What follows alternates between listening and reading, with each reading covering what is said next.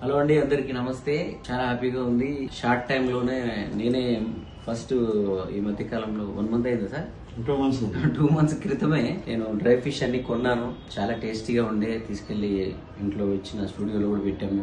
చాలా హ్యాపీగా, అంటే ఇలాంటివి ఎక్కువ మా కల్చర్ లో ఉంటాయి. పొట్టి చేపల కర్రీ అని దాంట్లోని దీంట్లోని కలిపి ఊర్లలో వండుతూ ఉంటారు. కానీ నేను చూడని రకరకాల ఐటమ్స్ కూడా సార్ నాకు ఆ రోజు ఇచ్చారు. చాలా హ్యాపీగా అనిపించింది. నేను చాలా మందికి రికమెండ్ చేశాను, చాలా మంది కొన్నారు.